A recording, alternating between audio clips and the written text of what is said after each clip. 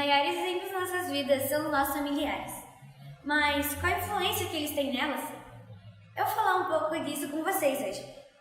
Vamos começar falando um pouco da influência ambiental. Tudo que acontece na nossa vida possui uma influência ambiental. Então a maneira como agimos, como nos comportamos, tem uma forte relação com o ambiente em que vivemos. Então, por exemplo, se uma pessoa cresce num ambiente de certa forma violento, ela pode se tornar uma pessoa insegura e desconfiada dos outros. E em outros casos, pode também se tornar uma pessoa violenta com as pessoas ao seu redor. Mas o tipo de ambiente também está relacionado às pessoas que estão nele. Os seus tios, os seus avós são de tal jeito, isso influencia. E, consequentemente, também influencia nessa personalidade, identidade. Mas por que isso influencia, não é mesmo? Isso contribui porque nós aprendemos e observamos um padrão familiar. Eu não estou falando que existe um padrão familiar perfeito, mas sim que as pessoas vão criando seu próprio padrão familiar de acordo com o que elas querem para sua família.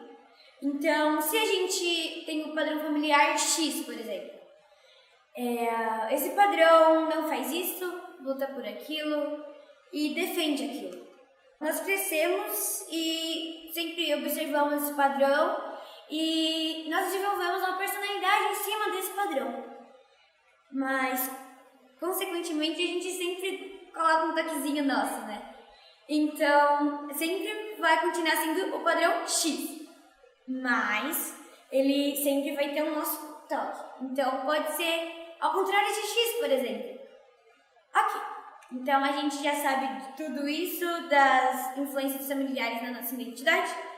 Mas e a influência psicológica, mais direcionada para as doenças psíquicas? O que elas têm em comum? Bem, eles se encontram no caminho da influência ambiental. Vamos relembrar um pouco o que eu falei anteriormente sobre os parentes, o jeito que eles se comportam nos seus lares e entre si. Essas ações, elas podem fazer que o pequeno tenha doenças psicológicas, doenças psíquicas. E pode fazer o pequeno ter depressão, ansiedade e crise de pânico. E essas ações podem traumatizá-lo.